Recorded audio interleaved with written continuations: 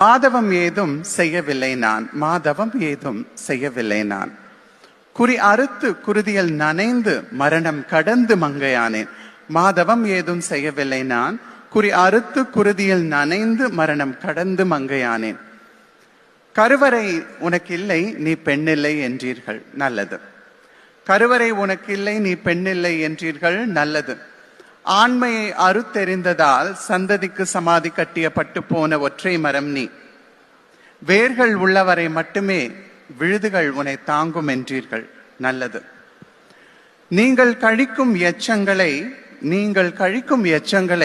சாதிவெறியும் மதவெறியும் கொண்டு நீங்கள் விருட்சமாக்க விதை போட்ட உங்கள் மிச்சங்களை சிசுவாக சுமக்கிற கருவறை எனக்கு வேண்டாம்.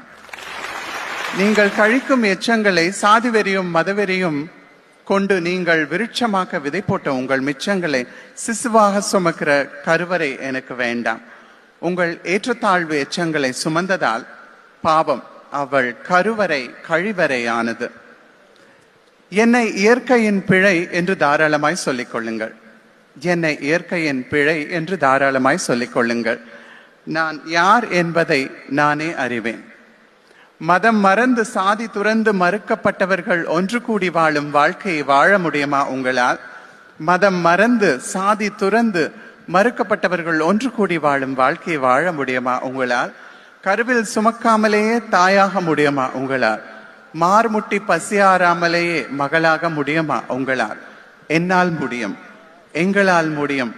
உங்கள் ஆணாதிக்க குறியை அறுத்து கொள்ளுங்கள். உங்கள் ஆணாதிக்க குறியை அறுத்து கொள்ளுங்கள்.